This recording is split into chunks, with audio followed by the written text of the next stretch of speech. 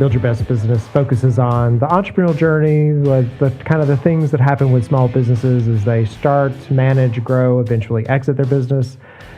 And we're going to talk about a topic that regrettably happens to a lot of companies today with a good friend of the show, Ruth King. She is the author of a new book called The Ugly Truth About Cash. Ruth, thanks so much for joining us. My pleasure. I'm glad to be here. So before we get into the book, tell us about yourself. Before we get into the ugly truth about cash. Is there ugly truth? Yeah, there is. Yeah, there is. But there's also some good things about cash, too. Some good things, too, yes. Absolutely.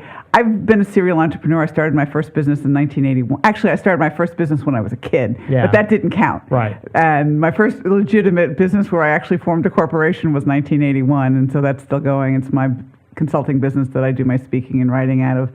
I've had many, many, many businesses over the years, and we're doing a lot of work on the internet. We're doing internet video programs called ProfitabilityRevolution.com. Got one for heating and air contractors, and we do fun stuff for small businesses. Awesome. Mm-hmm. So the ugly truth about cash.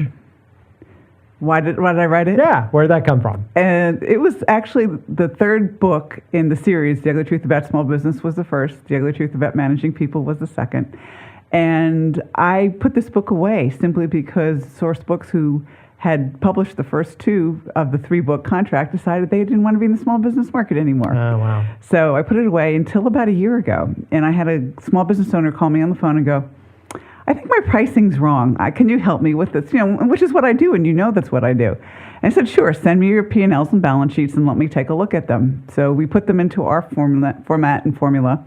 And in our Excel file, the numbers weren't adding up. They weren't matching. They were not matching. And so you'd have an expense category like vehicles. And you have vehicles, you have parking expenses and tolls and maintenance and gas and whatever else it is. All those individual categories never added up to the total of vehicle expenses. And this was a QuickBooks. Dun, dun, dun. $51,000 later. Wow. And I said, okay, I'm finishing the book. This was the most diabolical, most creative way that I'd ever seen in 36 years somebody steal. I said, that's it, finishing the book. And most of the book is stories. It's all anonymous, as you know, because you've read it, that have happened to small businesses that I've worked with over the past 36 years. There's a lot of stories in there. There are a lot of stories. And it's really bad now because I can walk into a business and smell it. Yeah. Because I've done it for so long. And when a bookkeeper is afraid of having somebody from the outside coming in, that is warning sign number one. Number one, yes. So a little secret about me, not much of a secret, I guess. I'm a CNBC junkie. So I love CNBC and watch tons of shows. And one of them is American Greed. Okay, sure. And I go to bed almost every night watching an episode of American Greed. Like it is my thing. Now, my wife, this may not be the best thing for our financial advisors because she's always leaning over. She's like, do you think such and such is? I'm like, I hope so. But the stories in American Greed around that, and there's a new one on Netflix called Dirty Money. I don't know that one. 6 stories. One of them is about Volkswagen. The other's about HSBC. So these those stories of like how people do that. And it's always interesting to me because if that person would just have applied themselves to doing something legitimate, think of the business they could have built. Well, think about the good they could have done too. I mean, they are so creative, but in a diabolical way. It would have been so much better to turn that around and use their creativity to help people and to produce really great products and really great services and those types of things, rather than using it to steal or to do something mean, cruel, and rotten, nasty. That's me rather than the good of the people. Yeah, no, it's kind of crazy. Yeah. So let's talk in the first segment, and then when we come back, we'll give people some diagnosis on how to prevent this from happening to themselves. But let's share some horror stories first. Let's do a horror story. Let's do a horror story. There's really two parts to this. So I look at people of two types. Number one, people who are honest, and I think this is 99% of the population, and something happens. They go through a divorce, a parent gets sick, a kid gets sick. They need money for whatever reason, and not just fund a hobbit or something like that.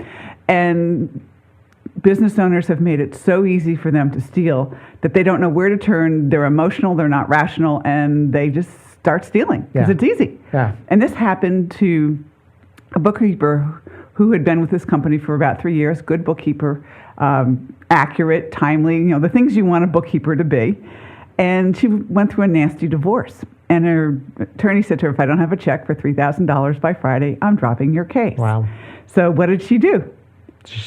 I imagine she went to the pen. I remember the story from the book. She forged a check. Yeah, she forges a check. And so, this wasn't this little itty bitty town. This was a fairly reasonably sized city. And the banker just happened to be looking at their account, happened to look at this check, and he calls the owner on the phone and says, do you know attorney so-and-so? And he goes, no, why, what is this thing? Well, I have a check for $3,000 to him, and the signature looks kind of funny. So he goes running down to the bank, and sure enough, the check was there, and it was not his signature. So he comes back and confronts the bookkeeper. And first she denies it, and then she breaks down crying and tells him the whole story about going through the divorce and everything else like that.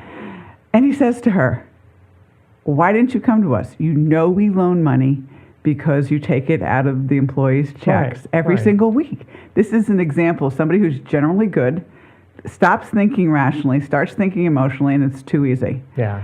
And so she ended up in jail for 3 years, and having the criminal record as a result of being emotional. And if she was a bookkeeper, she's not a bookkeeper any longer. No, she's not a bookkeeper any longer. You start giving up what you did for a living, right? Absolutely. So that's a horror story of somebody who is really generally a good person, but went through a really bad situation and they didn't know what else to do because they were thinking emotionally rather than rationally. And the owners, quite frankly, made it easy. Yeah, and do you think it's valid to pay attention to, your employees' lifestyle and other changes? It feels you almost feel icky thinking about it. No, because they react differently. They're not the same person they are at work. It's like, okay, what's going on here? Yeah. And it's not only the bookkeepers. It could be somebody who's an employee who's working in your warehouse. It could be somebody who's working in your office. It does not have to be the bookkeeper. It's somebody who is just not themselves, going through just like Dr. Jekyll and Mr. Hyde. I don't know any other way to really describe it, but something's up. Yeah. And you got to find out what's up. Right. And they may not want to say anything, but I promise you their actions speak louder than their words. Well, you may or may not know from my past, but I owned a research company for 11 years, and we paid out incentives. And we paid out somewhere around $250,000 a year in cash to people who came into our facility and participated in a focus group or did an ethnography study or whatever. And tracking all of that, making sure that the people on the front desk, and we were getting, we had to get personal information from them because if they made over $600, we had to send them a 1099. Right. And we had like longitudinal studies where they might make that much or they may come back multiple times. And we had another research facility down the road from us, and they'd had a long-term employee, been with them for 10 years, and they had found out she was stealing people's identity. So she was making a copy of everything that was being done. She wasn't really stealing money, but she was stealing the identities, and then she was using the identities to go off and create credit cards and all that. Yeah, that's the same thing. Yeah, so we had to figure out how to build, all the multi-check systems in place that everybody knew what was going on and could see it. Yeah. We ended up moving to a debit card system that worked really well. So we would give the cards out, and somebody else had to fill them, and it helped, that double check system. Definitely. All right, so do this in contrast to somebody who is what I call the professional embezzler, who gets their thrills out of embezzling and seeing how much they can steal. Don't need the money as a general rule, but it's how much can I get away with? How can I figure out how to steal from this company? And it's not necessarily the bookkeeper. Yeah. This company had cameras in their warehouse, and they had about an inventory of about $500,000. So, we're not talking about a little company here. And the gross margins are well known.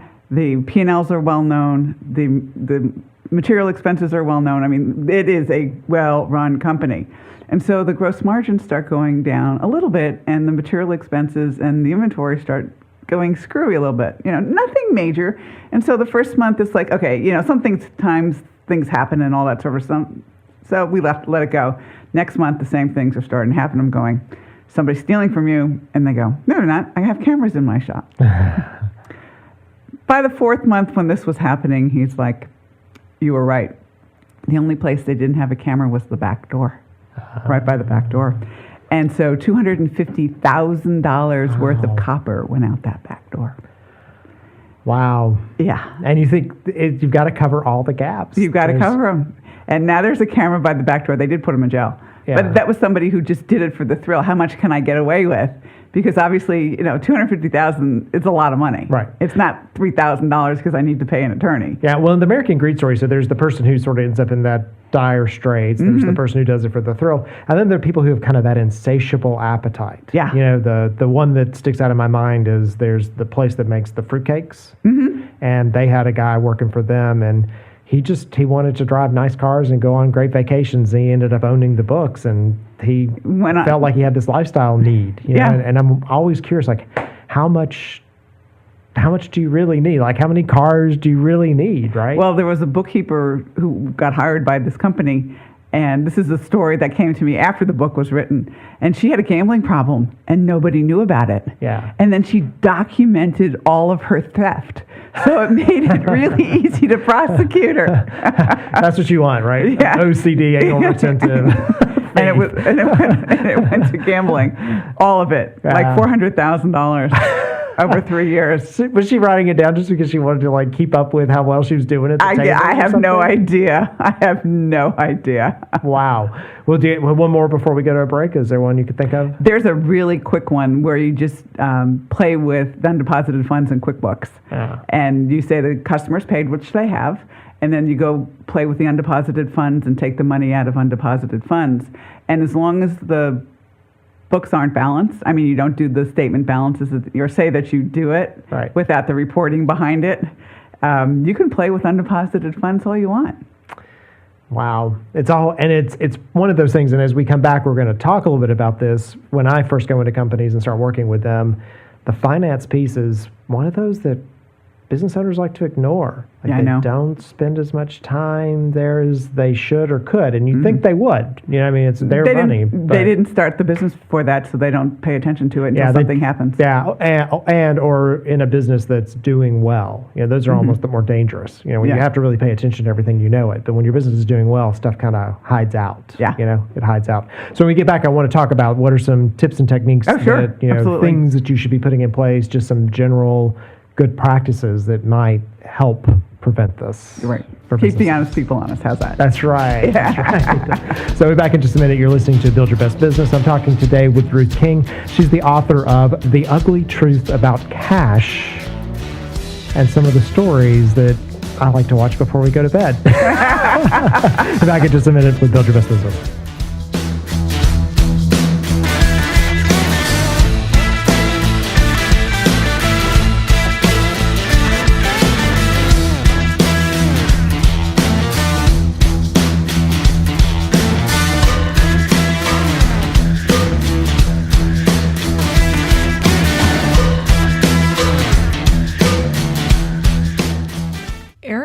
Tell us about Laddering Works.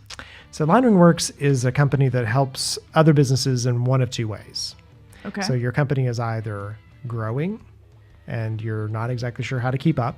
So you need to scale operations, maybe raise some money, those kind of things. So growing too fast. Growing too fast. Growing too fast. You got kind of structural, you walk in every day, there's a fire.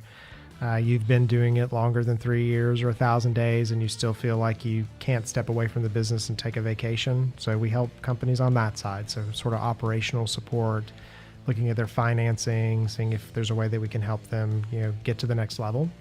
Or you're a company that's not doing any marketing at all. So you are maybe stalled. Your business has gotten to a certain level. You make a certain amount of money every year, but you've never gotten above that. And we come in and build marketing structure. So both of them are operational at the end of the day. It's about creating a process and a way to approach it that's strategic.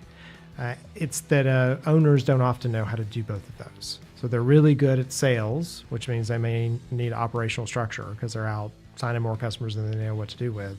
Or they've built a beautiful product that's the best kept secret. And so they need somebody to come in and help them market that product. And so that's the kind of businesses we look for. We come in as a stopgap, and we work with a company for somewhere around 12 to 18 months typically, solve those problems for them and leave them better than we found them.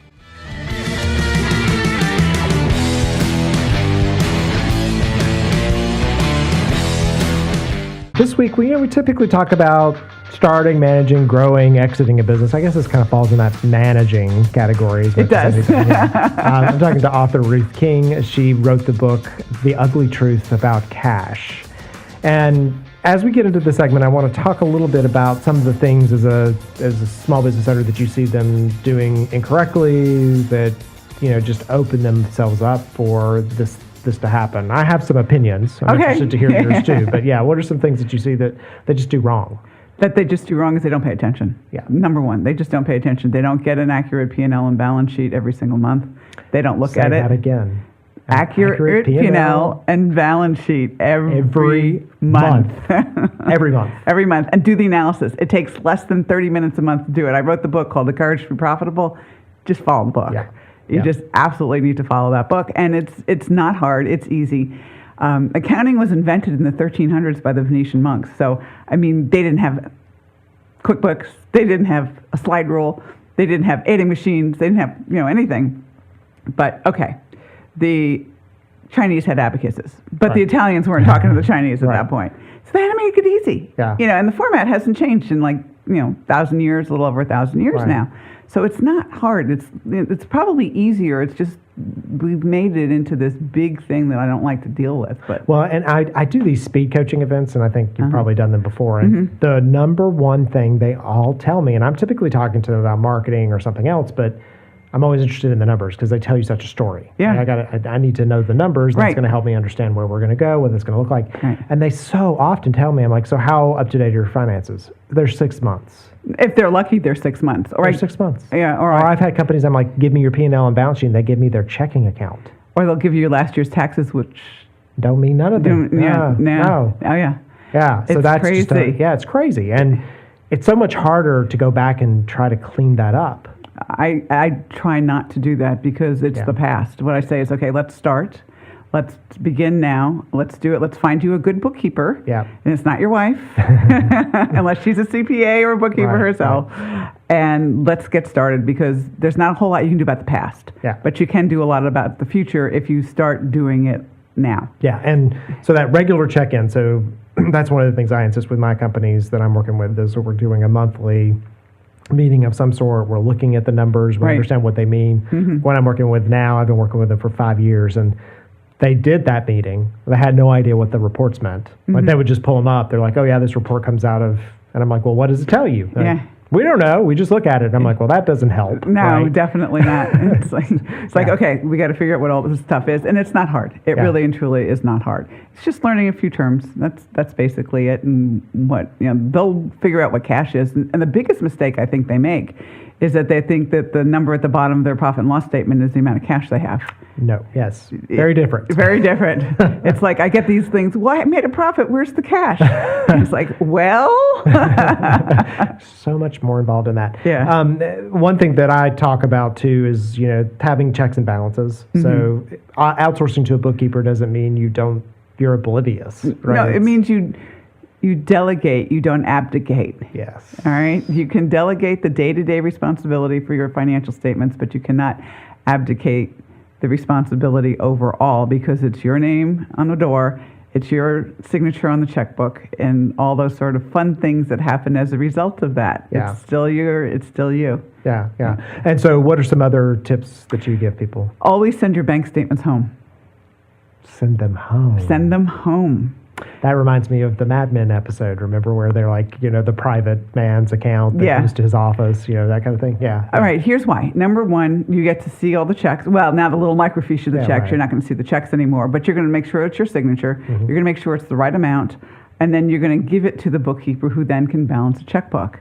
And so you see everything that's going on with your account. You see the checks that got bounced, you get loan payments that are late or anything related to any cash that goes in or out of your account. You see, because you'll get a notice at home rather than the bookkeeper hiding it under the thing. And it's not only your bookkeeper, it could be your vendors. I had a situation, and it's in the book. Oh, and that's a big one. Yeah. The American Greed, that's a big one. Vendors cheating the system and knowing how to Yeah, the owner of this company wrote a check to the vendor for like $49 for a car repair or something like that, and he's looking through his checks and he's going, wait a minute, that doesn't look right. And it was like $549. And he goes, I don't think that's right. So he, next morning, goes to the bookkeeper and says, will you pull this? And Bookkeeper does, sure enough. Invoice is $49. Backup check is $49. Check was cashed for $549. Over to the bank we go. Yeah, yeah. He got his $500 back. Well, and in the banks, you talk about that because, interestingly, the bank relationships until just recently were so much closer. Yes. So I've talked about how I had bankers. I picked up the phone and they knew me by voice. Yeah. Right. I would be like, I'm I on still have vacation. one. Yeah. Well, but a lot of people don't, right? That they've chosen to go to a big bank that doesn't even have a teller that's open any longer. Yeah. So I think as a small business, it's important to pick someone you can sit down and have a I conversation can with. call on the phone and say, hey, what's going on? Yeah. Or here, I've got a situation. Or, in the case, I've had situations when I've been out of town and we've had to transfer money for, pay bills or whatever, a check didn't come in on time or something like that. And I can call her and say, hey, this is Ruth. Hey, how you doing? What's going on? And could you transfer this for me? And she goes, sure. Yeah. You want that relationship. Yeah. And I'll hear small businesses think that they go to a big bank and that's going to be better for them. And I'm like, it's not. It's you not. need to know somebody Yeah. that knows you by voice. That's, hey, I'm on vacation. I need you to transfer money for me. And they do it. Right? Yeah. They have that personal relationship. Yeah. So important to that. Collecting these stories. So all these stories, they were just things that you kind of kept around or you'd heard people talk about? No, or? most of them are my clients. Most of your clients. Got it. Not all of them are my clients anymore, but most of them were Client stories. at some point in time. And then I had one where they have a signature stamp. Never, ever, ever, ever, ever have a signature stamp. I can't say that and emphasize that enough.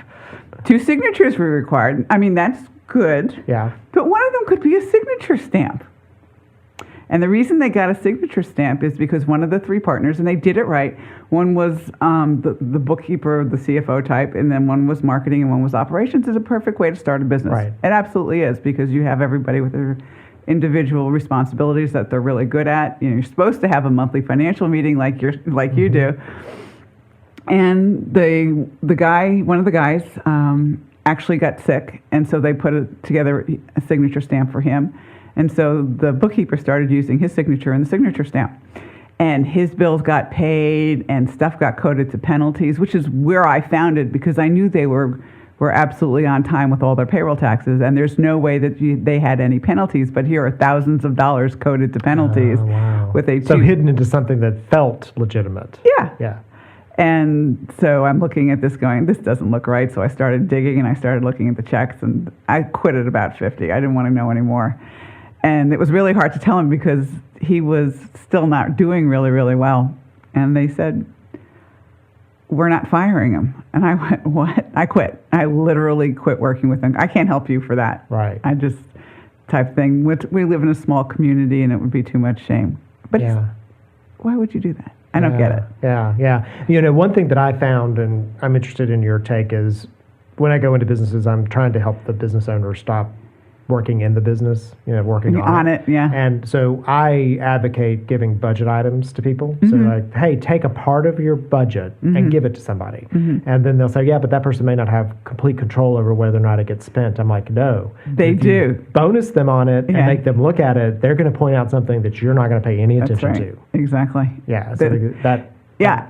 that seems like a little amount of money to them is a big amount, and they're going to feel a responsibility that you haven't expected. Yeah, one of my clients who has now sold his business used to give every employee, everyone, didn't matter who they were, $1,000 ability to give $1,000 back to a customer if the company screwed up, in their opinions. Oh, wow. Nobody ever used it. Now, there was times, 100 or 200, but they took care of his money better than he did. He said, I would have probably given them more than they were. Yeah, well, I have an example from a customer.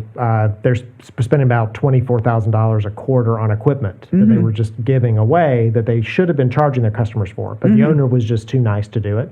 And so I made that a budget item for somebody else. And she gets back 75% of it every quarter because she makes sure it gets billed. She makes sure. So he's getting free money he didn't even know. And they just have a very different, and it's very hard for people to do that, right? Because then they do start to worry about some of this stuff, right? But the fact that it's out in the open makes it more visible. It's when things are hidden. Right. Yeah? And if you look at your cash every single day, there's a lot of things that are going now with direct withdrawals. Yeah. And you have to be very, very careful Yeah. there, because somebody has to do is set up an ACH payment out of your checking account every single month. And you don't see it unless you either look at your bank statements or you look at your checking account every single day. Yeah. I mean, it's really important to do that. That would be the next thing that I would say.